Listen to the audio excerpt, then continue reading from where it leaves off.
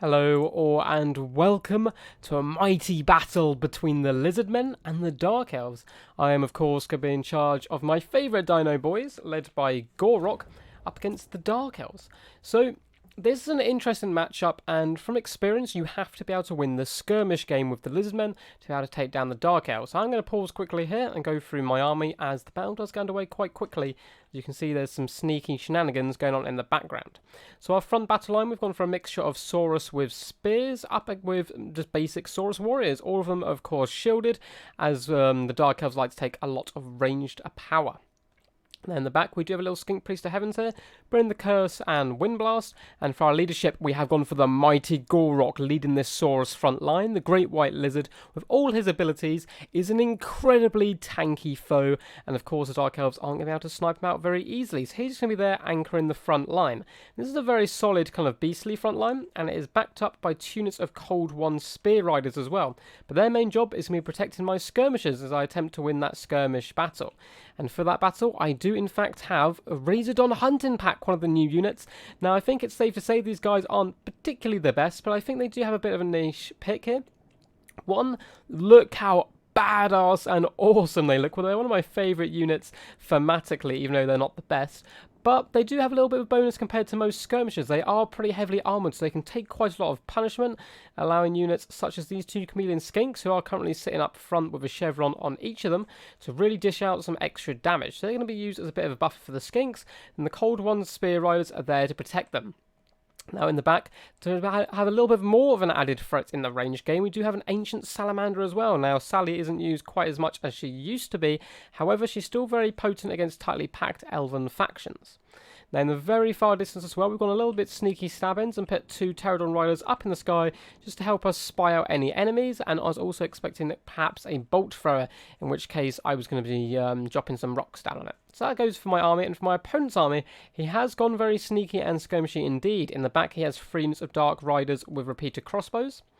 Now for his front line, let's have a little look. It is mainly cheap and cheerful, as it often is with the Dark Elves, just mass Dread Spears attempting to hold the line, while in the background he has 1, 2, 3 units of Shades to really dish out the damage. These guys are incredibly nasty. They have Stalk, so they are of course invisible at the moment. They are also armor piercing, so they're a very good pick against the dinos, and I was expecting these, hence why I went with so much skirmish.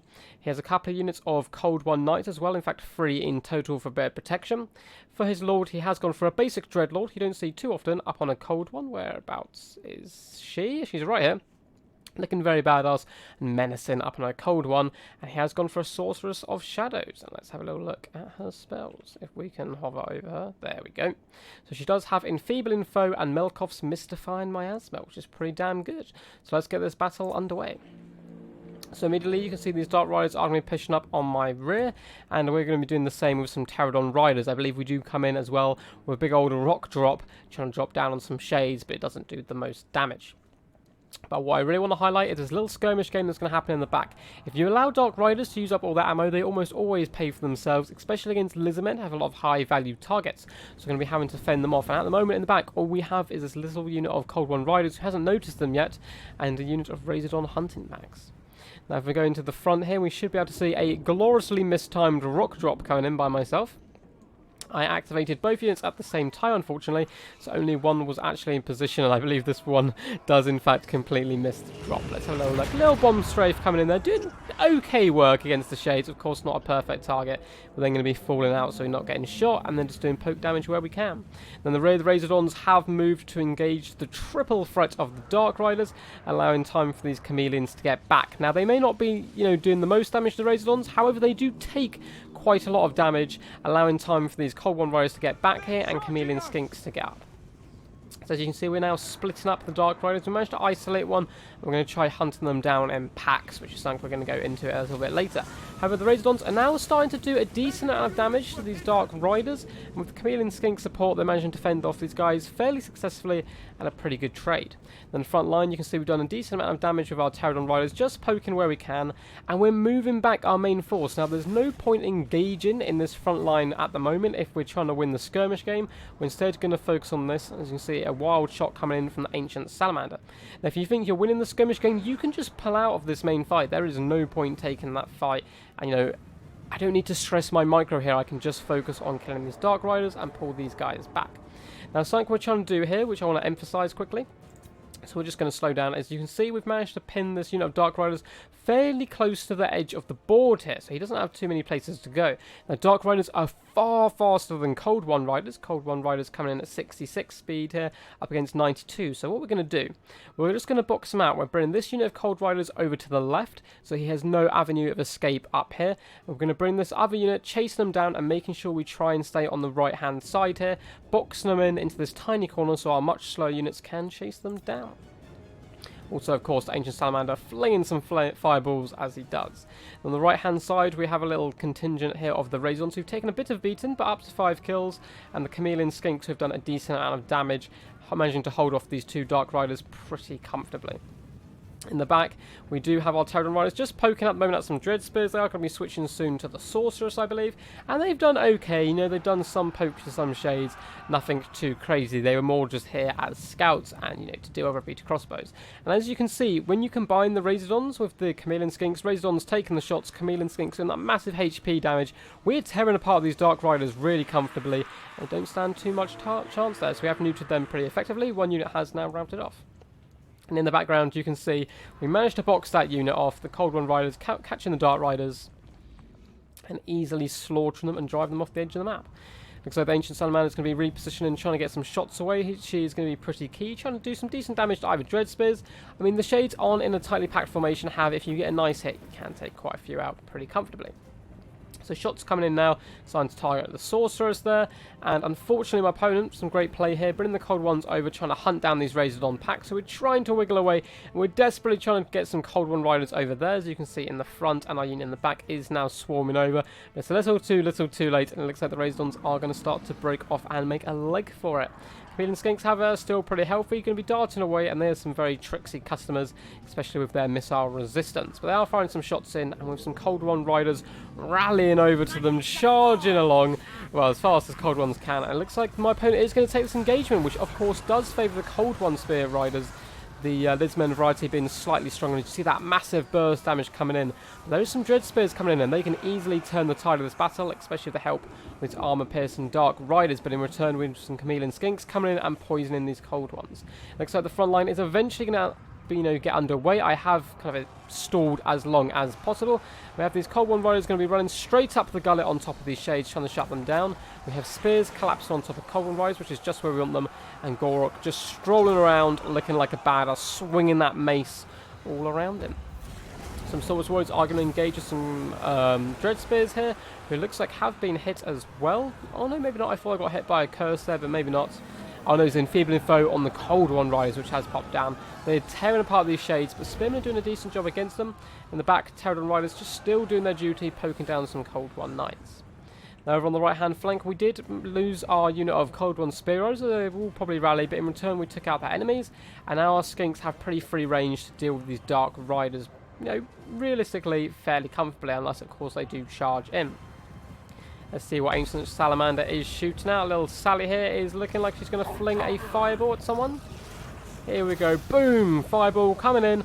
And it is currently aiming at these shades. It looks like it is doing decent work. And a nice wind blast as well coming down. They're not doing too much damage, but flinging those guys over. Sorceress Warriors are going to intercept some Dread Spears who are trying to get on top of the Skink Priest.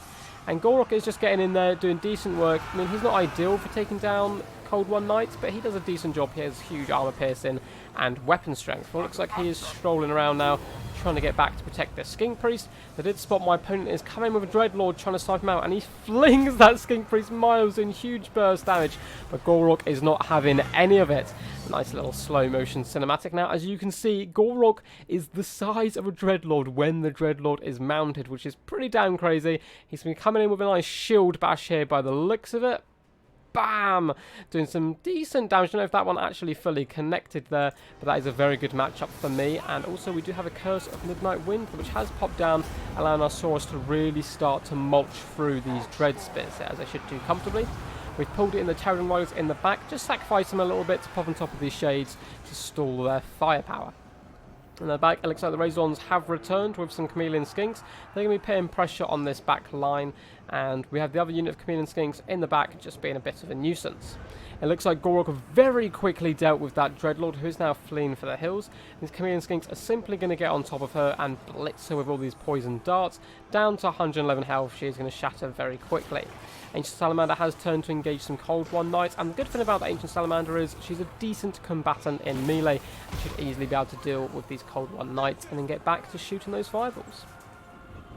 Now it looks like the Sorceress is trying to chase down some Chameleon Skinks who do have the Mystify and Miasma dropped on them. However, they are still a very tricksy customer to kind of actually deal with, so I'm not too worried in that matchup.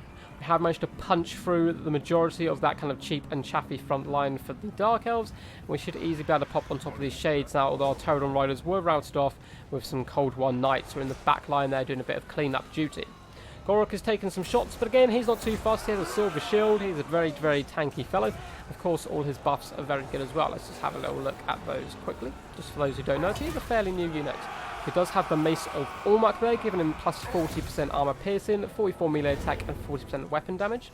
Shield of Aeons, plus 60 armor to all around him, plus expert charge defense, and Rock of Itza, plus 44% physical resistance and 9% vigor. So as you can tell, very tanky boy, and he does very quickly shatter off that Sorceress, and all across the field, Dark Elves were fleeing and running for their lives, and that is a close victory. So let's go to the end stats.